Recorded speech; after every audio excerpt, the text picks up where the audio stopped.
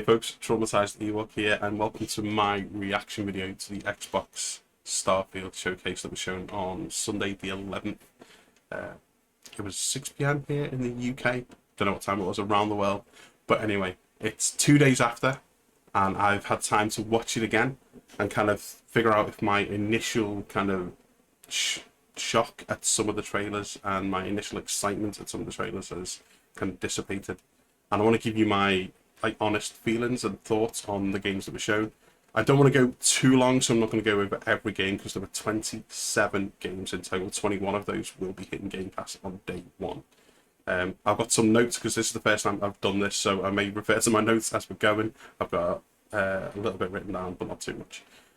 So let's get into it. So we'll start with the games that I like the look of most, the games that kind of stood out to me most. So starting off straight away, they came in strong with Fable, and what a lot of people didn't realize was what they showed was in-game footage. I didn't realize it at the time. I thought it was a little bit of CGI mixed with 1 or 2 frames of game footage, but it said at the start, and I missed it, in-game footage, and it looked incredible. The short fight sequence that we saw just looked amazing.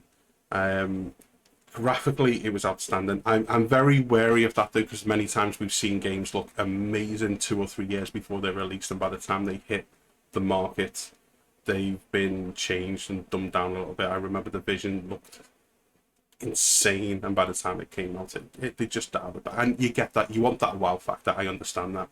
I think having Richard Ayoade do his cameo for that and in game was a masterstroke, because basically it showed that they're keeping the British humour, which is at the heart of the Fable series. So love that, excited for it.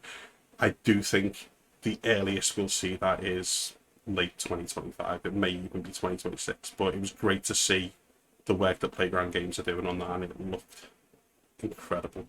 For a company that does mainly driving games, it looked insane, and I'm excited that, genuinely excited for that. Next up, Star Wars Outlaws.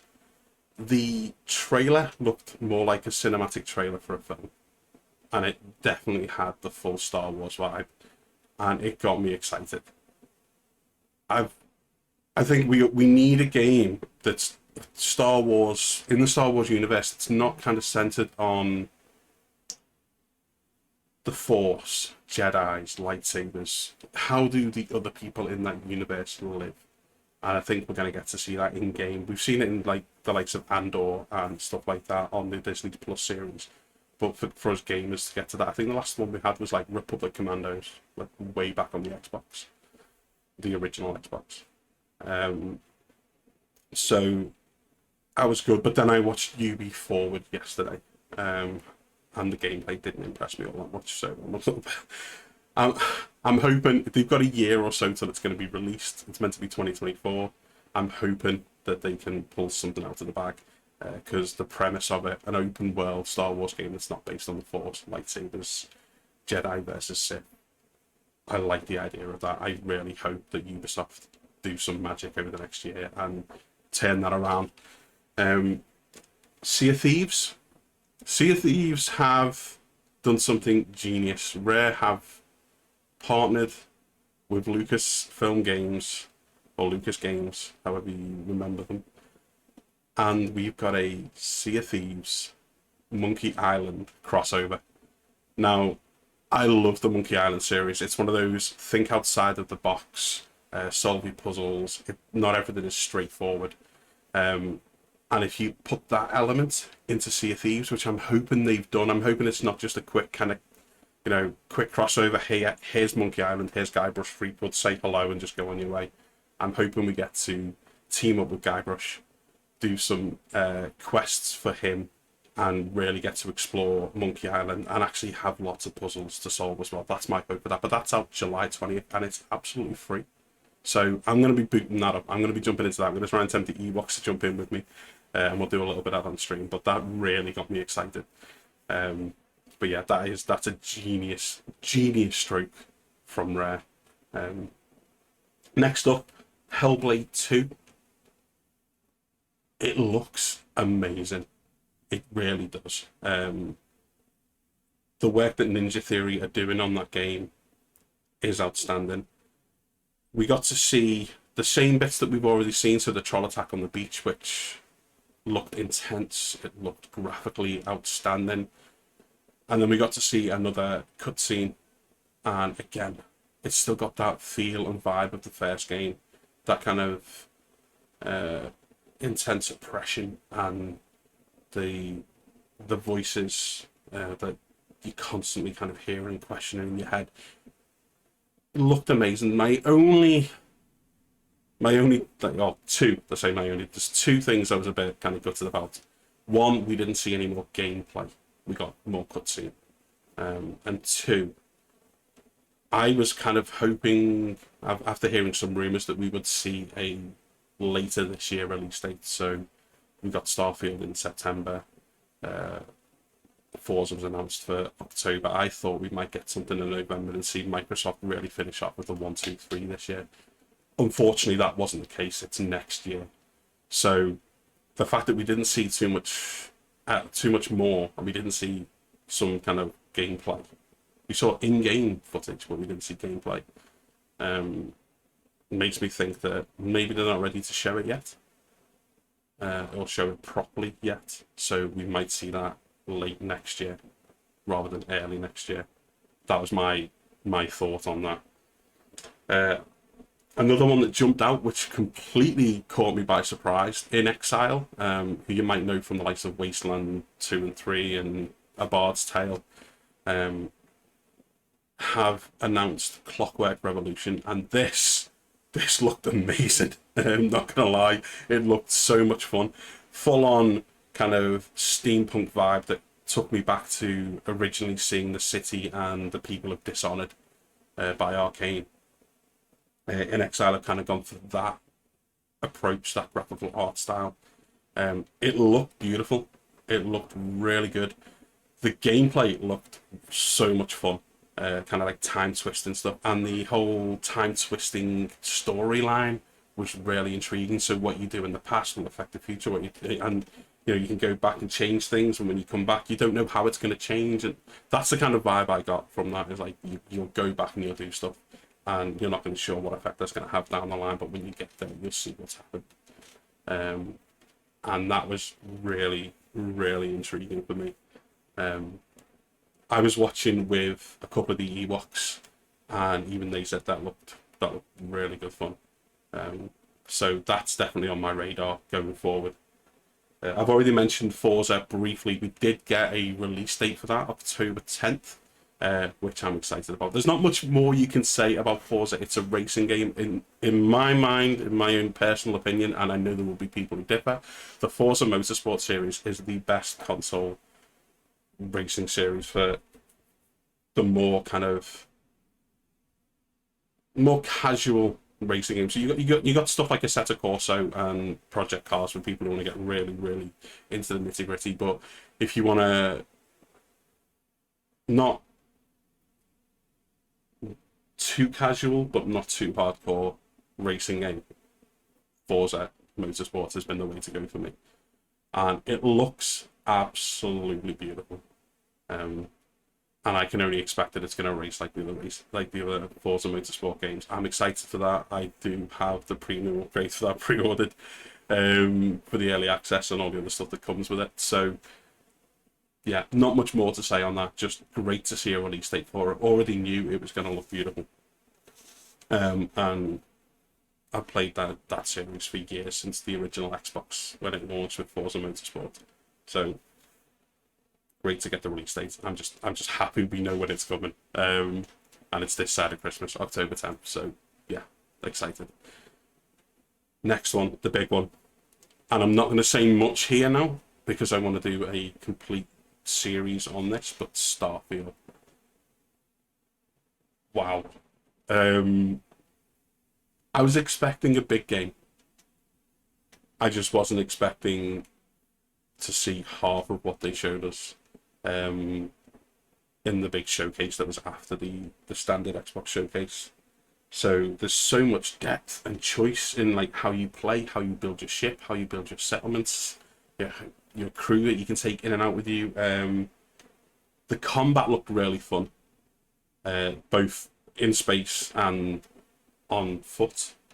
There were a lot of similarities in the discovery and exploration with No Man's Sky, but that's not a bad thing. I actually loved the exploration and the discovery in No Man's Sky. So the fact that we're going to see a lot of similarities there, that's okay with me. I'm fine with that. And it just looks like, I did see a comment and I can't remember where it was, but someone said something along the lines of No Man's Sky crawl to the Starfield can run, and that's kind of what it felt like. Looks amazing. I'm going to do a short video series, maybe 3 or 4 videos on the actual full Starfield showcase, showing what I'm excited about, how I'm going to play the game, or how I'm hoping to play the game. That could change between now and September.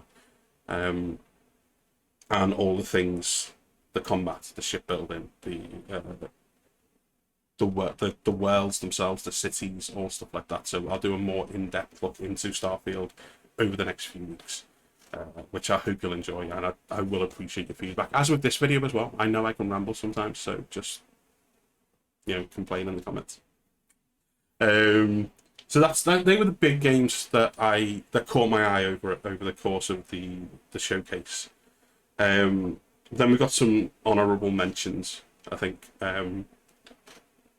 One that we only saw a short trailer for. There was no in-game footage. It was obviously a preset CGI trailer. But South of Midnight had a very gothic, deep south vibe to it.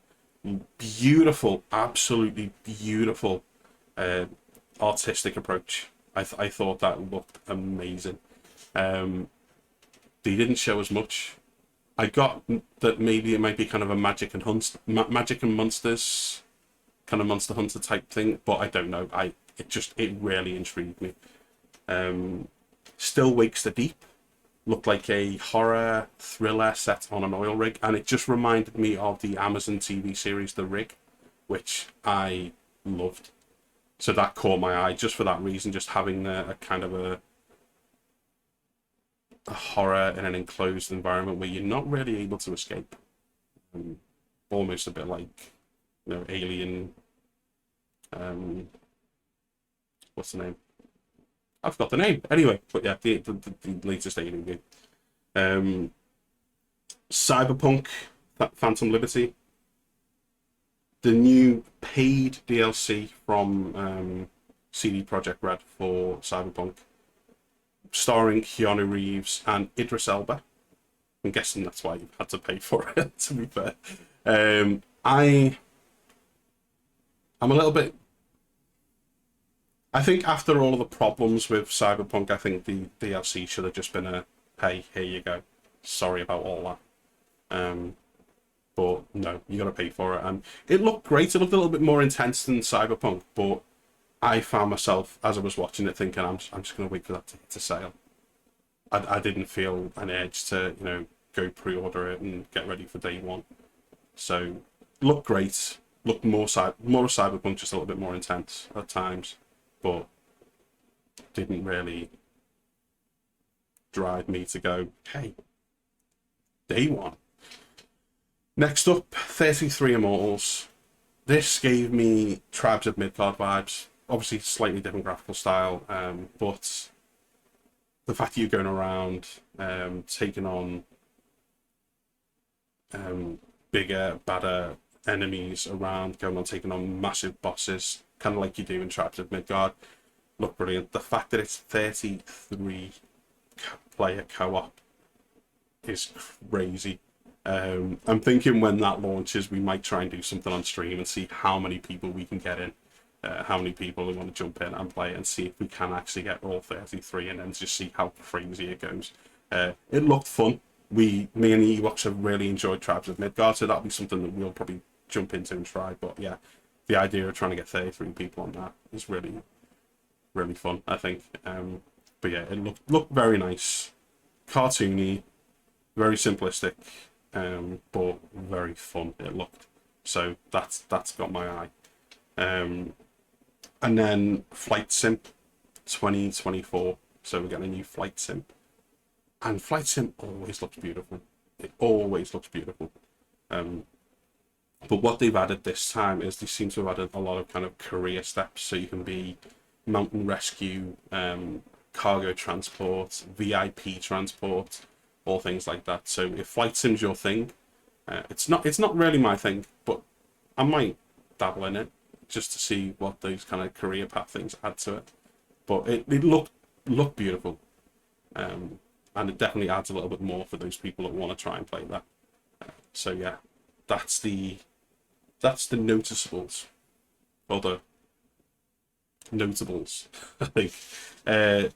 Next up, we've got Xbox seems to be making the right steps, I think, with trying to push into the Japanese market. They've obviously partnered with Sega Atlas now, which is bringing a load of Persona games into Game Pass, which is brilliant. And it also means that they get to launch Sega Atlas's brand new game onto Game Pass as well.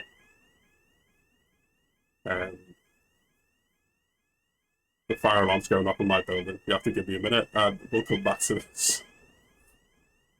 So the keen-eyed among you will notice that I'm in a different t-shirt, so it wasn't just a minute since the fire alarm went off. The fire alarm actually went off for at least 6 hours that I know before I managed to leave the building and go somewhere else. So it's the next day, it's very hot, it's very warm, so I'm going to just try and get through the last of this as quickly as I can.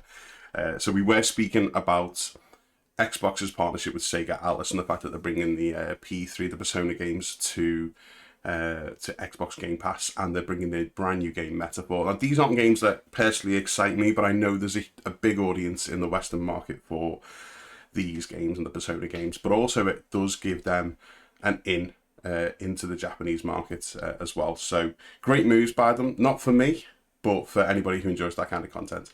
Absolutely brilliant. Next up, we got Fallout 76 and ESO. Only thing I want to say on that is great to see them continuing to support these games and bring in new content for those games. They are played by a lot of people. I enjoyed both of them when I played them. I played ESO for 8 months straight on stream. There's still so much content for me to go back into as well. So that looked good. The Necrom DLC just looked fun, and the fact that Fallout 76 is getting a brand new map at some point with Atlantic City, I'll definitely download and jump back into that just to see what that's all about. And that's all the games that piqued my interest. The main games that I'm really excited about, the ones that kind of made me sit up and look and go, oh, okay, not quite sure, but that looks interesting. The ones I'm not bothered about, Overwatch, really not bothered at all. Since they announced the cancellation of the PvE hero mode, but now they're saying, oh, by the way, we're going to bring out this new pack, and you can pay for this pack as well for new heroes and stuff, and you're going to get some PvE stuff in it. It's just they're doing the consumers dirty there, I think. Cancelling the promised mode and then bringing out like a paid DLC for PvE content. No, it's dirty, and I don't like it. I wasn't interested. A few other games will undoubtedly pique certain players' interest, like City Skylines and stuff. Looked very nice, City Skylines too, but it's not my thing. Really isn't my thing, but I know a few people who will be interested in that. I think that's all on my notes. I told you there'd be a very quick wrap up at the end. I know this has been a bit rough. It's the first time I've really done something like this, and I want to try and do this more often when we get game announcements, so I'll only get better with time. But do please leave your comments with your thoughts on the showcase, on the games that piqued your interest on this video. Let me know what was good, what was bad. Tell me where I can improve. That'll make you more interested in seeing more of this stuff. Like I say, there'll be more Starfield stuff coming in the coming weeks. I'm planning on making a 4 or 5 short video series on what we saw with Starfield and everything I'm excited about, so do keep an eye out for that. But that's me. This is Traumatized Ewok Reacts. Thank you so much for watching. Until next time, stay safe.